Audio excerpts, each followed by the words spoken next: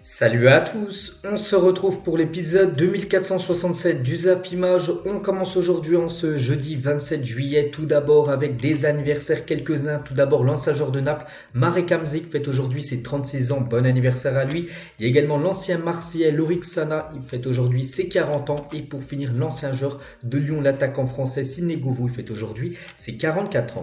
On continue, on va parler de la Coupe du Monde féminine comme on le fait lors de ces derniers jours. Et on commence avec l'Espagne qui jouait contre la Zambie sans souci pour les Espagnols avec une belle victoire, une Manita 5-0 pour l'Espagne. On peut voir elles ont totalement dominé cette équipe de la Zambie avec plus de 75% de possession de balle, 22 tirs, 14 tirs cadrés, c'est énorme, 5 buts inscrits. Donc un match à sens unique et félicitations à l'Espagne qui se qualifie pour les huitièmes de finale de cette Coupe du Monde féminine. On va parler d'une buteuse hier, c'est Jenny Hermoso. Donc hier elle a joué son centième match avec l'Espagne, elle a été buteuse et c'était son 50e but du côté de la sélection espagnole et seulement deux joueurs du côté de l'Espagne ont marqué plus de 50 buts, donc Hermoso et aussi David Villa, l'ancien attaquant de la sélection homme de l'Espagne.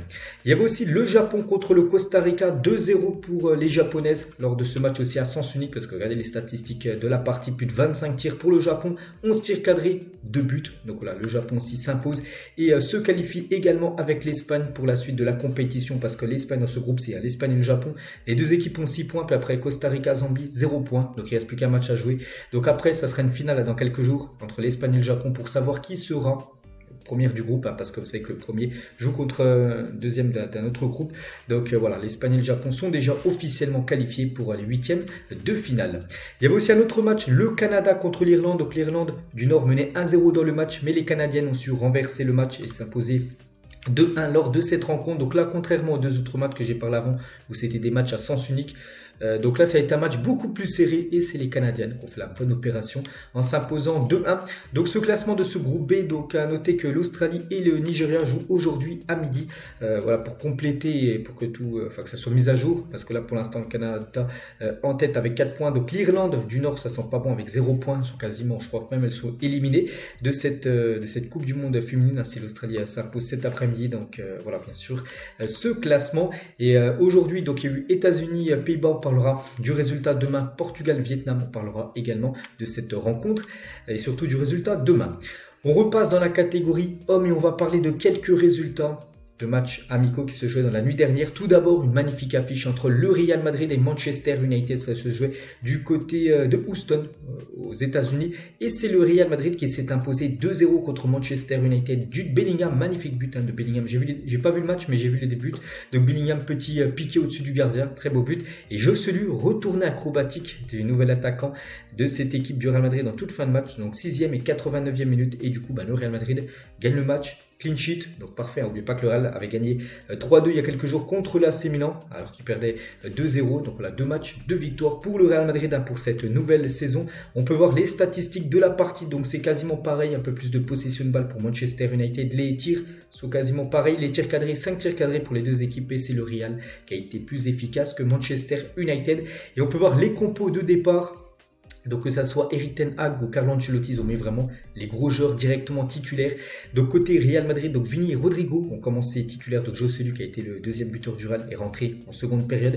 Et côté Manchester aussi, c'était la grosse équipe avec Bruno Fernandes, Garnacho, Rashford ou même Mason Mount qui ont commencé titulaires. Mais ça n'a pas suffi. À noter que les deux anciens joueurs du Real Madrid, Casemiro et Varane, ont également commencé titulaires contre leur ancien club. Et concernant Bellingham, donc il inscrit, je vous ai dit, son premier but sous ses nouvelles couleurs du Real Madrid. Il a reçu le prix du meilleur joueur de la partie. Il avait déjà fait une magnifique rencontre contre l'équipe de l'AC Milan et la deuxième match pour lui, il reçoit le prix MVP. Donc félicitations à lui, vraiment, il s'adapte parfaitement à son nouveau club. Cette équipe madrilène en concernant Jude Bellingham. Il y avait aussi le Barça qui jouait cette nuit contre l'équipe de Arsenal. C'était le premier match de pré-saison du Barça, vu que leur match contre la Juventus avait été annulé à cause d'un virus. Et pour ce premier match, c'est une grosse défaite comme du Barça. Ils ont marqué pas mal de buts, ils ont marqué quand même 3 buts, mais ça n'a pas suffi parce qu'ils en ont pris 5. Pourtant, le Barça était réputé saison dernière d'avoir une grosse défense. Après, pas d'inquiétude, c'est seulement la pré-saison, c'est des matchs test. Et voilà, quand même une grosse défaite 5-3. Donc les buteurs, donc tout d'abord côté Arsenal, donc Bukayo Saka, Havertz, Fabio Fabio Vieira et un doublé de Trossard côté FC Barcelone. Donc Lewandowski, Rafinha et Ferran Torres, les 3 buteurs. Et du coup, ça fait une belle victoire de Arsenal. On peut voir les stats de la partie. Donc le Barça a été quand même efficace. 3 tirs cadrés, 3 buts. Ils n'ont pas eu beaucoup d'occasions. À chaque fois, ils ont eu une grosse occasion. Ils l'ont mis au fond. Alors que l'équipe de Arsenal, 8 tirs cadrés, 5 buts. Ils auraient pu marquer encore plus de buts. Et voilà, ça fait un match riche en buts, ce 5-3 entre Arsenal et le Barça. Et on peut voir les deux compos. Commencer titulaire après, ça a beaucoup bougé, vu que c'était un match test et les entraîneurs ont testé beaucoup de joueurs. Mais côté par exemple FC Barcelone, Romeu ou même Gundogan, 2 nouvelles recrues ont commencé titulaires. Et côté Arsenal, donc là aussi il y a des recrues qui ont commencé titulaires comme Kai Havertz, comme je sais pas, je vois pas d'autres recrues. C'est Timber qui a commencé aussi défenseur gauche du côté des Gunners. Il y avait aussi Chelsea contre Newcastle, pareil dans la nuit dernière, 2 belles équipes anglaises et c'est un score final de 1-1. Nico Jackson, qui avait déjà été énorme lors du dernier match de Chelsea. De nouveau buteur Nico Jackson contre un but de Almiron juste avant la mi-temps. Et du coup, ça fait 1-1 entre ces deux équipes qui s'affronteront de nouveau, bien sûr, en Première Ligue saison prochaine. On peut voir les statistiques de la partie. On peut voir aussi les 2-11 de départ. Donc, concernant Nkunku, il a commencé titulaire. Bon, après, il a été remplacé. On peut voir de toute façon quasiment tous les joueurs à chaque fois sont remplacés vu que c'est des matchs de pré-saison et les remplacements sont illimités. Tu peux remplacer autant de joueurs que tu veux. Et sinon, il y avait des autres matchs aussi dans la nuit dernière comme Brighton qui s'est imposé 2-0 contre Brentford, Aston Villa qui s'est imposé 2-0 contre Fulham ou même Crystal Palace qui s'est incliné 2-1 contre Millonarios qui est une équipe, je ne sais pas, peut-être aux États-Unis. Voilà quelques résultats du côté des équipes, on va dire, des grosses équipes ou même des équipes de Première Ligue. Il y avait aussi une belle affiche, donc là c'était pas aux États-Unis parce que tout ça, les résultats, là, c'était aux États-Unis. Là, on va parler d'un match qui se déroulait du côté du continent asiatique, au Japon, entre le Bayern Munich et Manchester City. N'oubliez pas que ça a été un gros duel de Ligue des Champions, saison dernière dominé par Manchester City. Et pour ce match hier, ça a été la même chose. City s'est imposé contre le Bayern 2-1. Donc Mac Até, donc un jeune joueur, a été buteur côté City et Aymeric Laporte, deuxième buteur, contre un but de Mathys Tel, le jeune attaquant français qui a été buteur côté Bayern Munich. On peut voir les stats de la partie, donc c'est quasiment pareil. Puis c'est le Manchester City qui a été plus efficace que le Bayern Munich. On peut voir les deux compos, parce que des fois on veut savoir vraiment qui avait joué à ce match, parce que des fois on se dit peut-être il a fait jouer les jeunes, tout ça. Non, quand même côté Bayern Munich, c'était comme la grosse équipe avec Coman, Sané, avec Kimmich, Pavard, Upamecano, même Musiala. Vraiment c'est titulaire cette rencontre. Après bien évidemment ça a beaucoup tourné. Et côté Manchester City, donc là aussi bon, il y a des joueurs cadres qui ont commencé sur le banc comme Haaland qui a de nouveau commencé sur le banc. Mais voilà, concernant Grealish, Bernardo Silva, Kovacic, un nouvel recrue, même Kyle Walker qui était le capitaine de cette équipe, ils ont tous commencé dans le 11 directement titulaire. Et concernant le match et surtout le maillot de Manchester City, je dis qu'ils allaient jouer avec leur nouveau 3e maillot et ça qu'il est magnifique. Et le flocage aussi il est magnifique, ce flocage de Manchester City est un véritable poulet, c'est-à-dire qu'il est très beau. Et voilà ce flocage et ce maillot de Manchester City qui porteront, c'est leur 3e maillot, vraiment, qui est tout simplement sublime. Et une petite photo de Bernardo Silva. N'oubliez pas qu'il a coupé ses cheveux, donc boule à Z pour Bernardo. Et Cancelo, son coéquipier du côté de Manchester City, il l'a comparé avec Namek, un personnage de Dragon Ball Z, avec bien sûr les cheveux coupés. Et concernant Silva et surtout son futur, parce qu'actuellement les joueurs de City, on l'annonce peut-être à Paris, en Arabie Saoudite ou au Barça. Donc Silva est jugé intransférable par Manchester City d'après Abola, donc c'est un journal sportif portugais. Donc ça sera très compliqué par exemple pour le PSG de s'offrir Silva parce que du côté de City, ils ne veulent pas du tout le lâcher. Et côté Bayern Munich, comme j'ai dit avec cette défaite 2-1, le Bayern, donc Thomas Tuchel à la fin du match, j'ai besoin d'un joueur en pointe, il l'a dit. Donc Thomas Tuchel, entraîneur conscient des limites offensives de son équipe, le champion d'Allemagne doit se renforcer en attaque. C'est vrai qu'en gros, il n'a pas dit ouvertement le joueur qu'il veut. On sait c'est quel joueur qu'il veut, c'est Harry Kane. Il le dit, il faut un attaquant, un numéro 9 du côté du Bayern Munich parce qu'il y a des lacunes du côté du Bayern. C'est depuis le départ Lewandowski. Personne n'a pris ce rôle, on va dire, de grand attaquant du côté de Munich. On va parler de Tottenham aussi qui jouait une grosse victoire de Tottenham 5-1. Donc il jouait contre Lyon City qui est une équipe japonaise. Et ça fait une belle victoire bien sûr pour Tottenham. Harry Kane buteur, Lo Celso buteur et un triplé de Richarlison qui avait marqué seulement 1 ou 2 buts la saison dernière en première ligue. Il en a marqué 3 lors d'un match amical. Et Tottenham qui remporte quasiment jamais de trophée. Bon, on peut voir qu'ils ont totalement dominé. Plus de 44 tirs quand même pour l'équipe de Tottenham.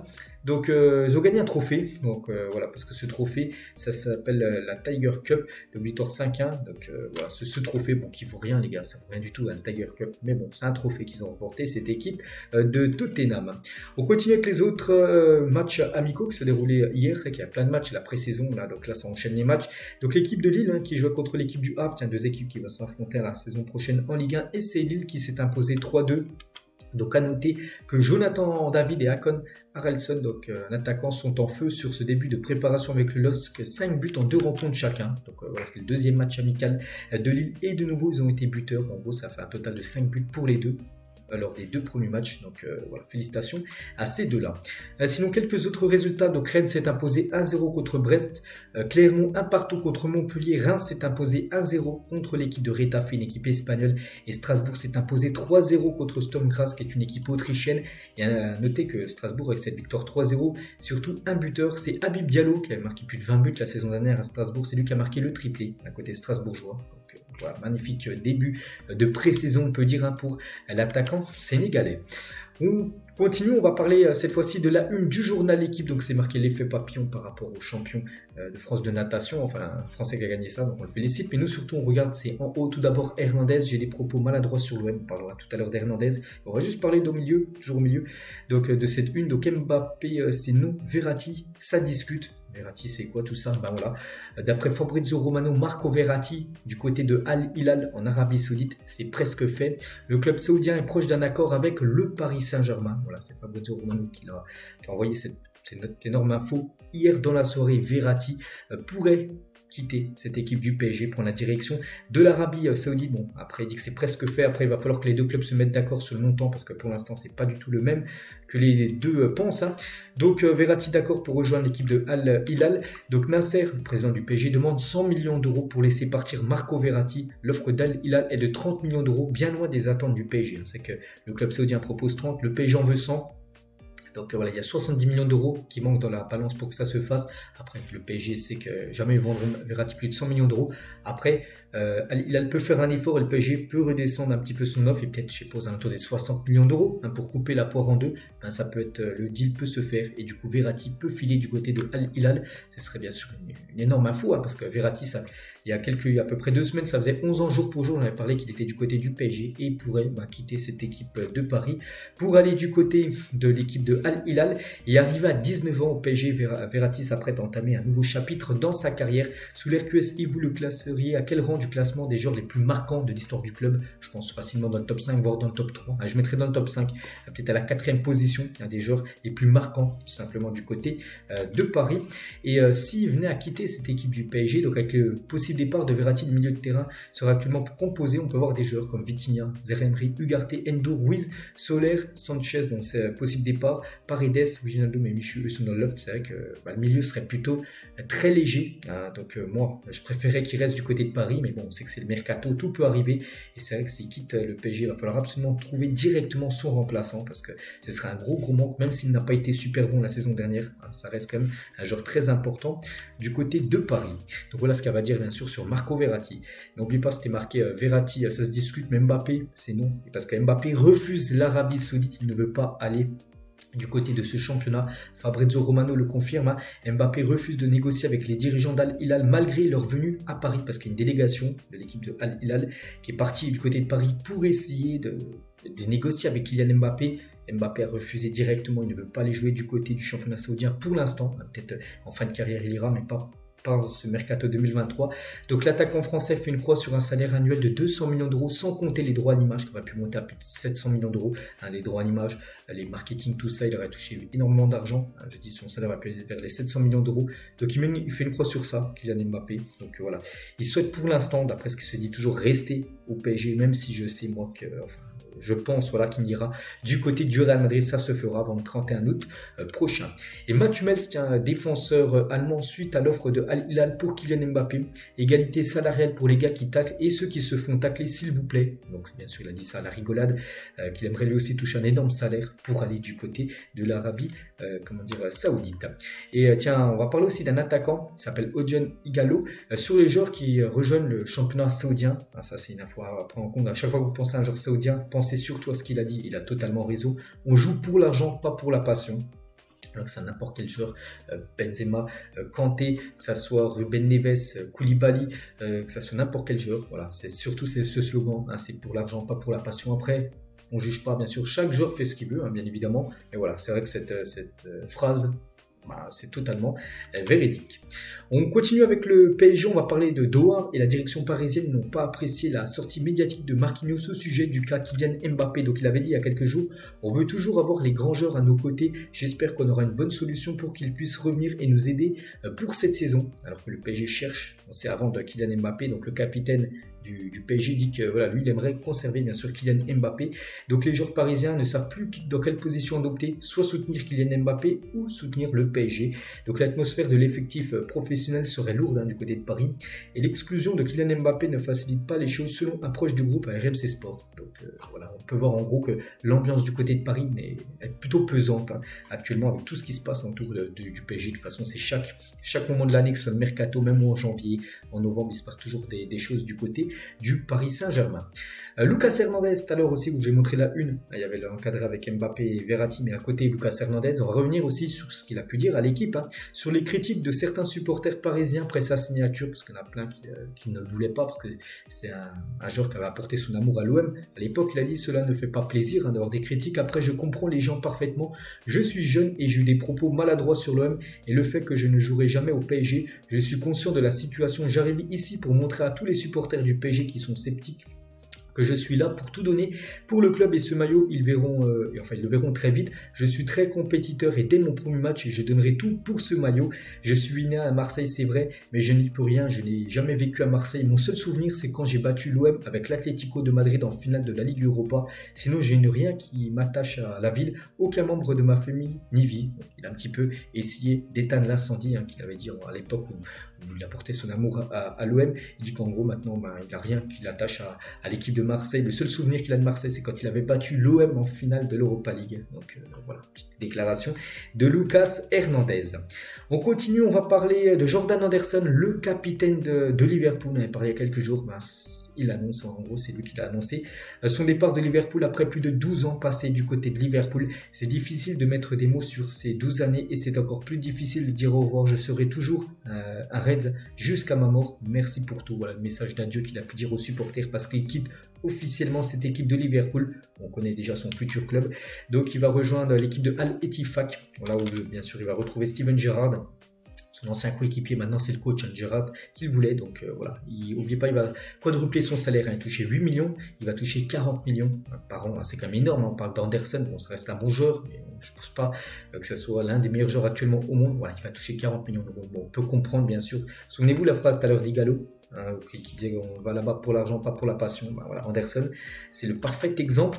Et du côté de Liverpool, avec ce nouveau départ, du coup, qui va devenir le capitaine? Parce qu'Anderson était le capitaine, c'est vrai que ça devrait se jouer entre ces quatre-là, soit Van Dijk, soit Salah, soit Robertson, ou soit Alexander-Arnold.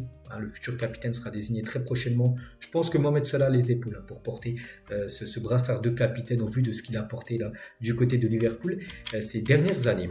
On continue avec les infos transferts officiels. Matteo Retegui, un joueur italien de 24 ans, quitte le club Atlético Tigre et rejoint le Renoir. Un petit transfert.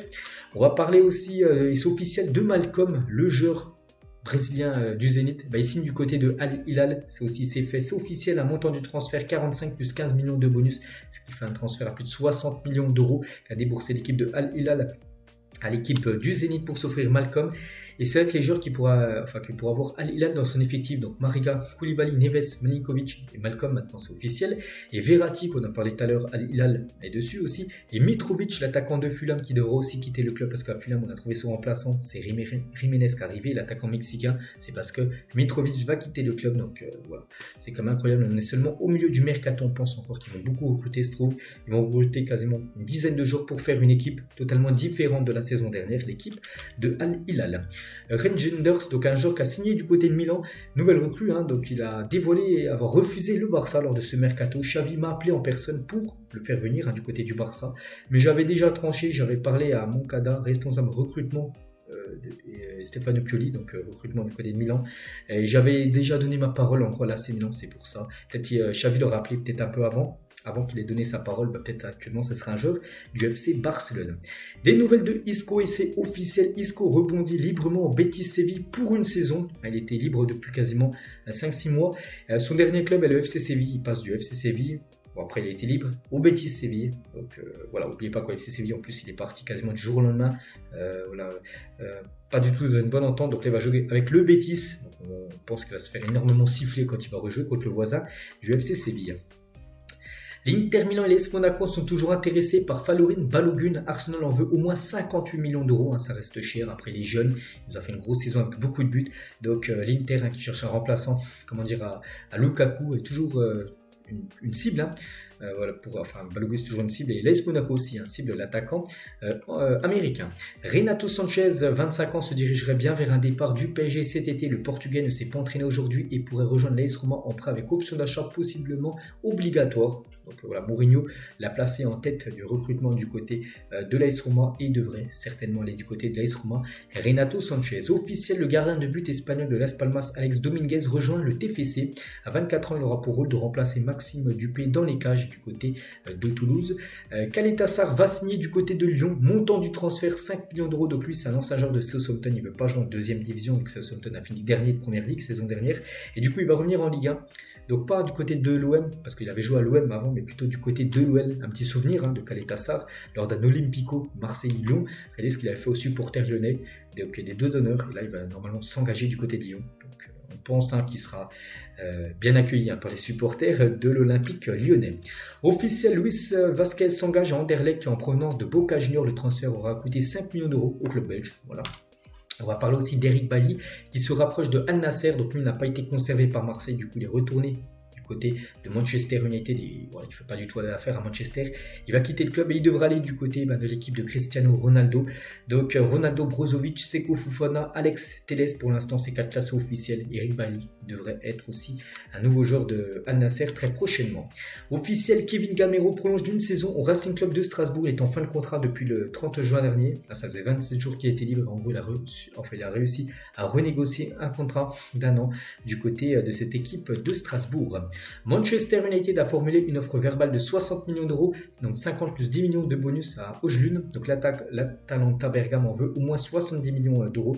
Le PSG continue de faire pression auprès du camp du joueur. C'est que le PSG est toujours sous le dossier, mais Manchester est sous le dossier depuis quasiment 2 mois, alors que le PSG est rentré dans le dossier depuis seulement 2 semaines. C'est pour ça qu'ils ont beaucoup de retard par rapport à Manchester. Ils devraient bien signer du côté de Manchester United, le jeune danois. Nottingham Forest et l'AS Monaco discutent pour Ismail Jacobs. Le joueur est enclin à partir et les deux parties discutent pour trouver un accord pour le latéral gauche qui devrait quitter Monaco direction la première ligue. Officiel, Amadou Koné, jeune joueur malien, rejoint le Stade de Reims. Le joueur issu de l'AFE, donc Afrique Football Elite, s'engage en Champagne. Donc du côté de cette équipe de Reims, évoluera en Ligue 1 saison prochaine. Mavididi, direction l'Angleterre pour le joueur anglais, joueur de Montpellier. Donc l'offre de Leicester a été acceptée par Montpellier, 7,5 millions d'euros plus 10% sur une future revente. Visite médicale prévue aujourd'hui, ce jeudi, donc ça aussi, c'est imminent son transfert. Liverpool sort le chéquier, plus de 52 millions d'euros ont été proposés pour Romeo Lavia, mais Southampton attend environ 60 millions d'euros. Donc il y a aussi Chelsea qui rentre aussi dans le dossier. Donc lui, en gros, c'est un joueur que Liverpool veut pour remplacer Anderson, parce qu'Anderson a quitté le club, on en parlait tout à l'heure, donc il faut trouver son remplaçant. Il pense tout simplement au milieu, là via le milieu belge. Officiel, Brighton réalise le très bon coup. Igor, en provenance de la Fiorentina, le défenseur brésilien, signe pour environ 17 millions d'euros du côté de la Première Ligue et du côté de Brighton, qui jouera l'Europa League saison prochaine. Voilà, très bonne recrue parce que ce joueur, il est très bon. Officiel, Calvin Steng rapatrie les Pays-Bas et rejoint Feyenoord après sa superbe saison en prêt à Antwerp. Donc Nice touche 7 millions d'euros plus pourcentage à leur revente. Donc il avait joué à Nice, c'est vrai qu'il est très prometteur à son arrivée à l'été 2021 pour 15 millions d'euros. Il aura finalement été un sacré flop, c'est pour ça qu'il a été prêté la saison dernière. C'est que du côté de Nice, il avait joué 32 matchs pour seulement un but, une passe D, donc il avait été acheté pour 15 millions d'euros et là il part pour seulement 6 millions d'euros. Donc grosse perte d'argent quand même pour l'équipe de l'OGC Nice. Des nouvelles de Barachilia qui devrait bien rester du côté de Naples et même peut-être prolonger, très proche de prolonger avec le Napoli. Il signera un contrat allant jusqu'en 2028 avec un salaire de seulement entre guillemets 3 millions d'euros. C'est vrai que pour le joueur, maintenant qu'on voit les salaires des joueurs, 3 millions d'euros c'est très très peu. Je sais pas, c'est c'est pas que c'est un petit salaire, parce que pour nous c'est énorme, mais voilà, c'est peu, surtout au vu de la valeur du joueur. Il y a des joueurs qui gagnent beaucoup plus. Hein. Tiens, Anderson, les gars, qui a rejoint l'Arabie Saoudite, même si ça ne compare pas, c'est quasiment 20 fois plus, hein. Donc c'est du 40 millions par an. Donc voilà, Kvaratskhelia devrait prolonger l'aventure du côté de Naples. Chelsea a fait une offre verbale de 25 millions d'euros, bonus compris, pour s'offrir Elie Wahi, voilà, l'attaquant de Montpellier, qui pourra aller du côté de Chelsea. Chelsea, le but, hein, c'est l'acheter et le prêter dans la foulée à l'équipe de Strasbourg. Accord total pour la signature de Sofiane Amrabat à Manchester United. Donc j'en ai déjà parlé il y a quelques jours, et là vraiment c'est une question d'heures, peut-être de jours, hein. On ne connaît pas encore la date officielle de son arrivée, mais voilà, il devrait bien rejoindre Manchester United.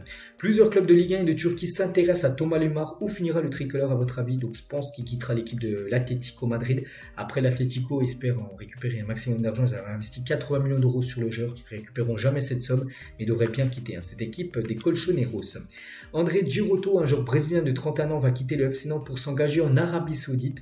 Arrivant en 2017 chez les Canaries, le défenseur va rejoindre l'équipe de Al Tawoun. Donc c'est vrai qu'on parle beaucoup d'Al Nasser, Al Hilal, Al Ali, mais voilà, très peu de cette équipe. Ça, c'est des équipes de seconde zone, on va dire, du côté de l'Arabie Saoudite, mais qui ont aussi beaucoup d'argent, et voilà, ils pourraient s'offrir Giroto.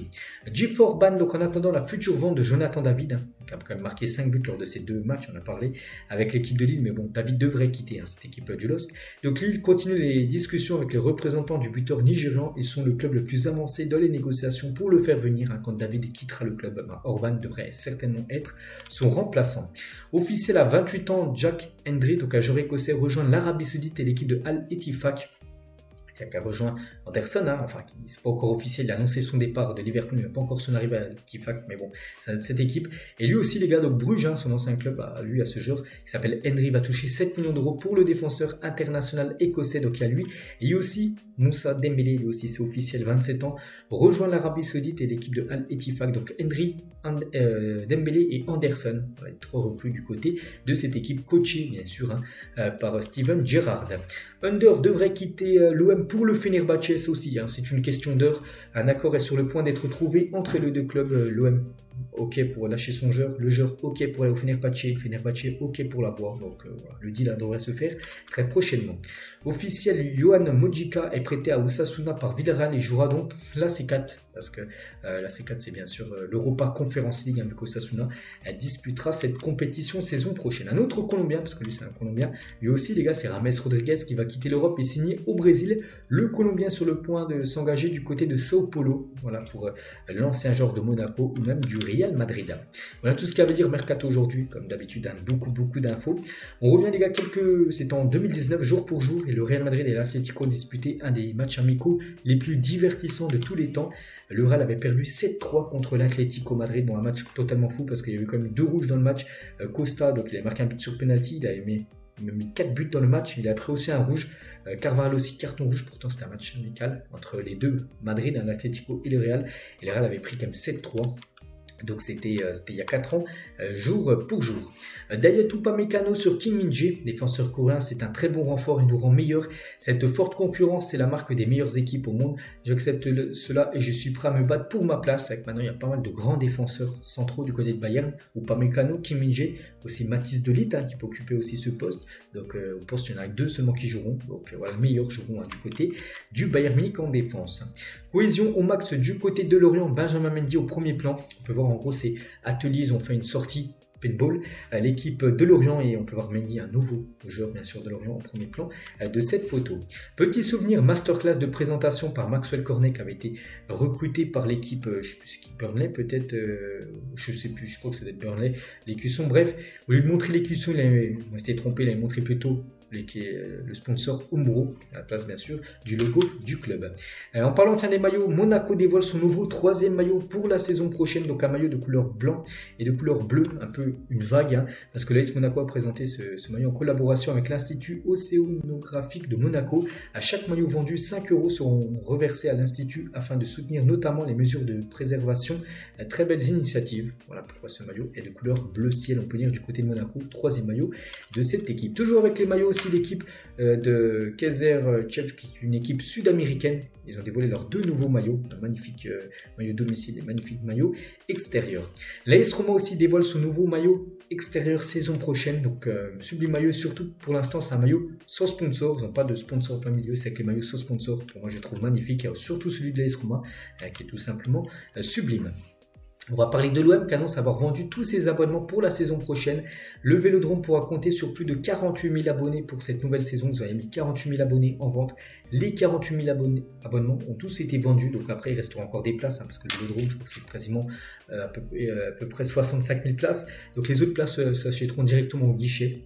Donc voilà, encore une énorme influence du côté de Marseille. C'est bien sûr un record, jamais Marseille a vendu autant d'abonnements avant une saison. Donc voilà, c'est encore un gros moment du côté du Vélodrome. Ludovic Giuli sera héros dans le prochain eSport FC, le prochain FIFA en gros qui va sortir fin septembre. Voilà, Giuli aura une carte héros dans ce prochain opus.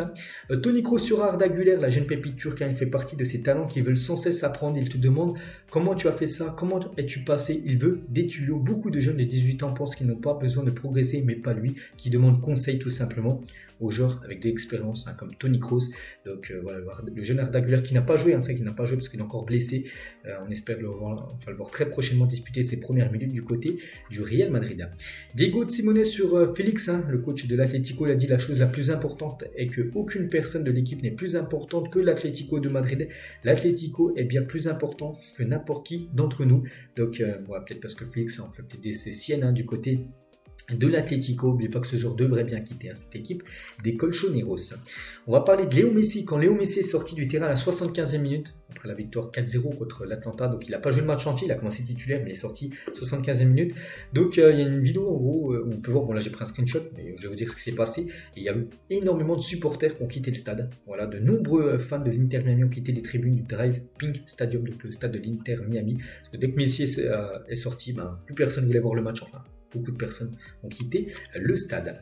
Luis Openda, il a dit Leipzig s'est très bien développé ces dernières années et à un niveau un peu plus élevé que mon dernier club. Donc là, je veux toujours m'améliorer, me mesurer au plus haut niveau. C'est pourquoi je n'ai pas eu à réfléchir longtemps. Dès le début, c'était clair pour moi. Je voulais aller à Leipzig. Et maintenant, c'est un joueur du RB Leipzig, le joueur Luis Openda. Declan Rice, il a dit c'est fou. Je vois le football d'une autre manière. Vous pensez connaître le football en grandissant et quand vous jouez. Mais quand vous rencontrez des managers comme Mikel Arteta, vous réalisez que vous ne savez vraiment rien sur le football. Nouveau joueur, bien sûr, de cette équipe de Arsenal. Puis vraiment, en gros, il apprend un nouveau football maintenant du côté de Arsenal par rapport à West Ham, son ancien club. Ismail Assar à l'entraînement, nouvelle recrue du côté de l'OM, bien sûr, à l'entraînement, le jeune Sénégalais. Giroud aussi qu'en pré-saison avec l'AC Milan, on peut voir nouvelle coloration de cheveux avec le nouveau maillot extérieur de Milan qui est sublime. Il a refusé des avances en provenance d'Arabie Saoudite. Il a dit nous avons été contactés par de nombreux intermédiaires pour rejoindre l'Arabie Saoudite. Nous avons dit non. Donc lui, pour lui, préfère rester encore compétitif en Europe et on pense qu'il veut rester en Europe au côté de Milan pour faire encore une saison. Pour bien sûr avoir l'espoir de jouer l'Euro l'année prochaine avec l'équipe de France, parce que s'il va en Arabie Saoudite, bien sûr ses chances seront beaucoup on va dire moins élevées. Wendy Renard, défenseuse de l'équipe de France, mais pas qu'après-demain, on est samedi à midi, France-Brésil, match de poule de la Coupe du Monde. Et Wendy Renard est incertaine pour le match contre le Brésil samedi. Elle a été touchée lors du dernier match contre la Jamaïque, donc pour l'instant on ne sait pas. C'est vrai que ce sera un énorme coup dur pour l'équipe de France de perdre sa capitaine. Mais on finit cet épisode avec, et c'est officiel, le programme de la première journée de Ligue 1. On savait déjà les affiches, mais pas encore les horaires. Et normalement, la première affiche, ça sera le vendredi 11 août prochain à 21h, Nice contre l'équipe de Lille. Le lendemain, à 17h, l'OM contre Reims. Et à 21h, le PSG contre Lorient. On peut voir aussi dimanche, Brest-Lens, après le multiplex à 15h. La grosse affiche, ça sera Strasbourg contre l'équipe de Lyon. 20h45 après, le match OM-Reims, qui est prévu à 17h, basculera le vendredi à 21h si l'UEFA programme au mardi 15 août le match le match de l'OM en troisième tour préliminaire de Ligue des Champions. Donc le match Nice, Lille, sera alors déplacé au samedi 17h. Donc il y aura un changement entre OM Reims et Nice-Lille. Tout dépend en gros quand l'UEFA programmera le match de l'OM pour jouer bien sûr les matchs de barrage de Champions League. Donc voilà, bien sûr, concernant cette première journée de Ligue 1 qui commence d'ici 2 semaines. Donc voilà ce que j'avais à dire aujourd'hui. J'espère que ça vous a plu. On se retrouve bien sûr demain pour le prochain numéro. Bonne journée à vous et à plus tard.